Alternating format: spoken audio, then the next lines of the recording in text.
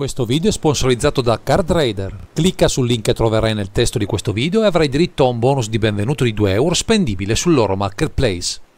Inoltre, grazie al nuovo sponsor Fantasia Store, con il nostro codice sconto SEA5 avrai diritto al 5% di sconto per i tuoi acquisti su tutti i prodotti non scontati presenti sul loro sito.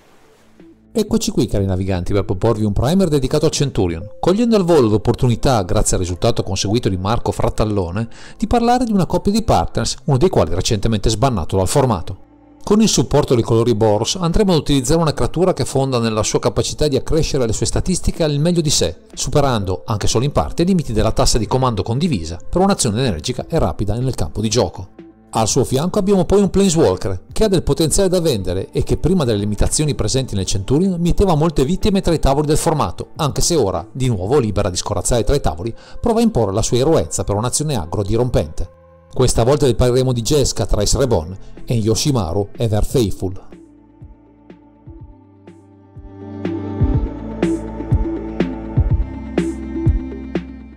Abbiamo una combinazione nella zona di comando che evidenzia con chiarezza il desiderio di picchiare, presto e bene, il nostro opponente, con un piano che punta da un lato a pompare la nostra creatura e dall'altro a spingere sui danni, ma andiamo con ordine, scrivendo le loro rispettive caratteristiche. Iniziamo da Jeska Thrice Reborn, che con 2 mana generici e 1 rosso abbiamo un Planeswalker, con 0 punti lealtà e con 4 abilità, di cui una partner necessaria per affiancarlo a Yoshimaru della zona di comando. Nella prima abilità c'è Jeska Thrice Reborn, entra nel campo di battaglia con un segnalino fedeltà per ogni volta che hai lanciato un comandante dalla zona di comando in questa partita. L'abilità con lo 0 recita: scegli una creatura bersaglio fino al tuo prossimo turno, se quella creatura sta per infliggere danno da combattimento a uno degli tuoi avversari, infligge invece il triplo di quel danno a quel giocatore. Mentre con il -X abbiamo scegli fino a 3 bersagli, Jeska Thrice Reborn infligge X danni a ognuno di essi. Passiamo ora a Yoshimaru Even Faithful, che con un bianco abbiamo un canide con forza 1 e costituzione 1 e con 2 abilità, di cui una partner necessaria per affiancarlo a Jeska nella zona di comando. La sua prima abilità recita: ogni qualvolta un altro permanente leggendario entra nel campo di battaglia sotto il tuo controllo, metti un segnalino +1/+1 su Yoshimaru Ever Faithful.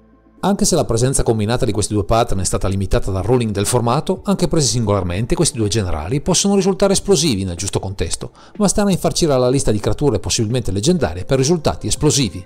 Un concentrato di azione e violenza che vede questi Jeska Thrice Reborn e Yoshimaru Ever Faithful al centro dell'azione, pronti a saltare alla gola del malcapitato di turno in un'azione a tenaglia difficile da sostenere per chiunque.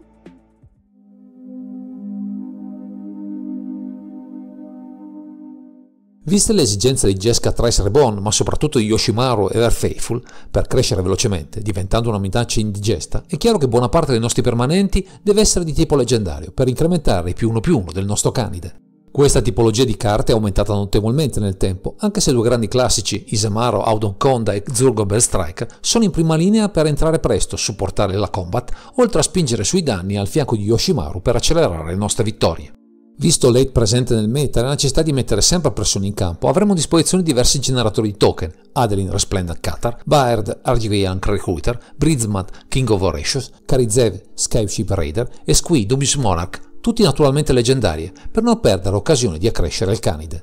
A queste scelte, molte delle quali veramente incisive nel giusto contesto, abbiniamo Legion's Landing, carta che può rapidamente trasformarsi in terra, aumentando la nostra capacità di incidere maggiormente sul campo di battaglia. Con tutti questi impezzi potenzialmente in campo sarà utile qualche effetto per gonfiarne le statistiche, e con Arndor's Combler War, Luminarch Aspirant, Rosharak Erorokrak e Taijik Legion's Ledge avremo buone possibilità di accrescere la forza delle nostre creature, in primis del nostro canide. E per non perdere mai l'occasione di colpire i punti vita del nemico, infarciremo la mana base di una serie di terre animabili, Cavero e Frost Dragon, Denver e Burbir, Mishas Factory e Mutavolt, così da essere sempre pronti ad alimentare le nostre combat, potenziabili anche grazie a Jeska. Per accrescere il mana attraverso dei tesori useremo il meglio che il rosso ci offre con Magda, Brother Outlaw e Ragavan Nimble Pilfer, carte già ottime da sole, qui ancora più potenti se è presente Yoshimaru, che potrà incrementare con il loro ingresso i suoi segnalini. Un'altra esigenza primaria di un agro è quella di superare la debolezza di evocazione delle nostre creature, ma grazie a Gorogoro Disciple Rusei potremo superare il problema agevolmente, estendendo l'abilità Haste a tutto il nostro board. Una delle criticità del nostro color pie è quella di ottenere value mentre prendiamo a sberle il nemico. Per fortuna, con la coppiata della meccanica monarca iniziativa, ottenibili con Palace Jailer, Seidon Dungeoneer e White Blood Adventurer, abbiamo qualche chance in più per sostenere un gameplay di attrito. Inoltre, grazie a una serie di viandanti, Ajani Color of the Pride, Comet Stellar Pup, Gideon Blackblade e Kitheon Hero of Akros nella sua trasformazione di Gideon Battleforged, avremo diversi effetti a sostegno della fase agro, così da superare i limiti del Color Pie, in particolare nelle fasi avanzate nel match. Abbiamo poi un altro modo per spingere danni in fretta, grazie a una serie di equipaggiamenti, tutorabile grazie a Stormfall Misty e Urza Saga, che possono trasformare anche un semplice 1-1 in qualcosa di decisamente più aggressivo. Grazie a un nutrito pacchetto di pezzi di pregio tra Aether of Virtue, Embercleave, Luxior's Jada Gift, Maul of Skyclave, Shadow Spear e Umezavas Gitte, non ci mancheranno i mezzi per sovrastare l'avversario con le nostre combat sempre più incisive. Infine annoveriamo un paio di artefatti a supporto del nostro gameplan, Mox Amber per un minimo effetto di ramp e Veozorit, perfettamente sinergico con Yoshimaru, per non perdere mai i segnalini accumulati, trasformandolo a ogni suo ritorno in campo in qualcosa di devastante.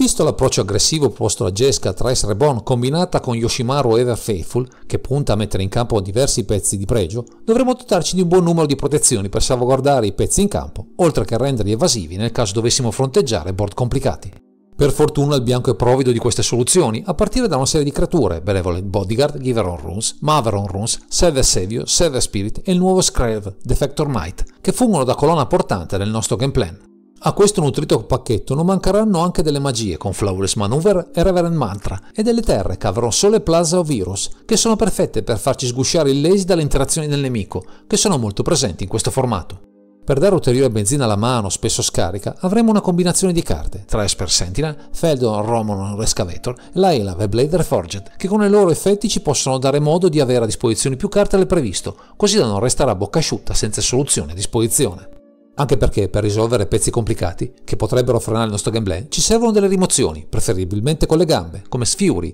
Skyclave Apparition e Solitude, che ci possono aprire la strada a colpire in faccia il nemico senza problemi.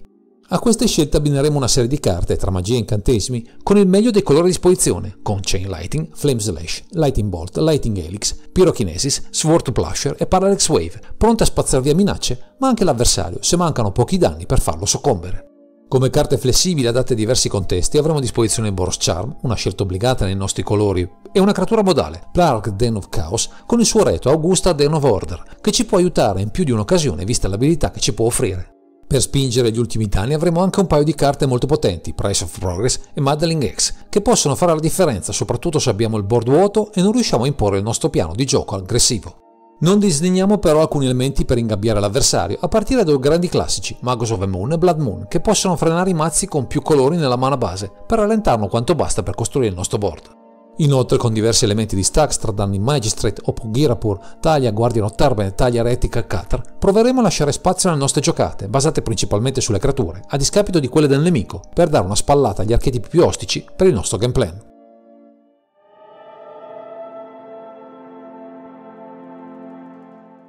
L'idea che ha mosso Marco Frattallone verso questa build basata su Jeska Thrice Reborn e Yoshimaru Ever Faithful è nata per l'esigenza di avere un aggro tra i propri mazzi, così da avere a disposizione anche questa tipologia di archetipo pronta per un eventuale torneo. Dopo l'unban dal formato di Yoshimaru era già balenata l'idea di utilizzarlo con profitto, ma serviva un pattern adeguato, soprattutto per ampliare il numero di carte di tipo leggendario necessarie per l'abilità del nostro fedele Canide. La scelta è presto ricaduta su Jeska, sia perché offriva una mana base più quadrata, sia per la pletora di carte adatte a far girare al meglio questa build, offrendo quell'aggressività tipica del rosso fondamentale per una lista di questo tipo. Da qui i test e i risultati, fino ad arrivare alla lista che vi stiamo presentando in questo video e che vede questi Jeska, Thrice Reborn e Yoshimaru Ever Faithful alla testa di un esercito solo in apparenza mal assortito e che anzi sa far suo anche il pronostico più avverso.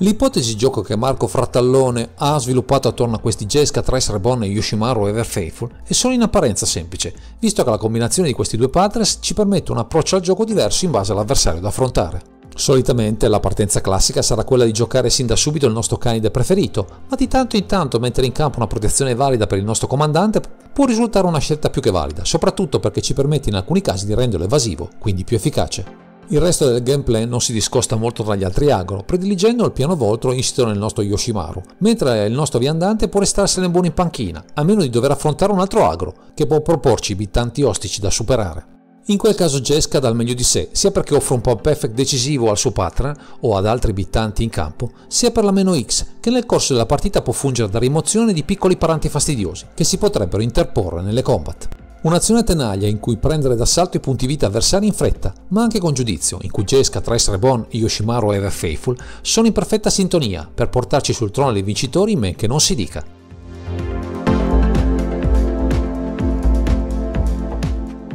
Grazie ai consigli del nostro The Builder proviamo ora a comprendere con questa lista basata su Jeska, Trace Reborn, Yoshimaru e Ever Faithful si posiziona nel meta 101 rispetto ai diversi archetipi che al momento bazzicano tra i tavoli da gioco. Verso gli agro deck siamo in equilibrio, su un 50-50%, principalmente grazie al nostro viandante e a carte che possono rendere evasivo il nostro Canide, infliggendo danni prima e meglio del nostro avversario, che soffrirà le nostre combat potenziate. Verso i combo deck siamo in difficoltà, su un 40-60 per l'avversario, visto che abbiamo poche interazioni adatte a contrastarli. L'unica nostra possibilità è infierire presto e bene sui suoi punti vita, prima che sia troppo tardi per noi. Verso il control deck non siamo messi bene, con percentuali sul 40-60, soprattutto se il nemico vede le interazioni giuste, potrebbe metterci in croce, anche se abbiamo alcune carte che ci aiutano, in particolare nelle game, a tenere testa a questi avversari. Verso il mid-range deck abbiamo un ottimo matchup, con un 60-40 a nostro favore, visto che mettiamo parecchia pressione, oltre ad alcuni stratagemmi per superare i bloccanti o rimozioni estemporanee, per darci modo di governare al meglio queste partite.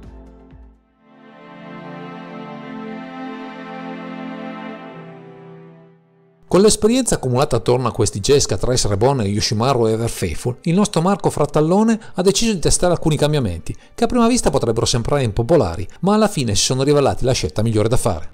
I due grandi esclusi saranno alla fine Magus of the Moon e Blood Moon, carte che sono risultate troppo lente per la curva del mazzo e spesso pure fastidiose per le nostre stesse giocate, da qui la decisione di rimuoverle dalla 99, per scelte più in linea con il nostro game plan.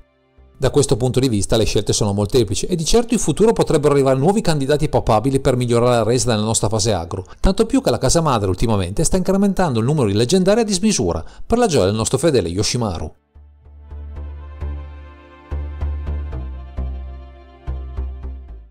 Eccoci alla fine, giunti al termine di questa disamina. Ringraziamo Marco Frattallone per averci guidato alla scoperta di questi due partners, che a dispetto dei cambi di ruling del formato formano una coppia affiatata e vincente, che può tenere testa anche agli avversari più ostici.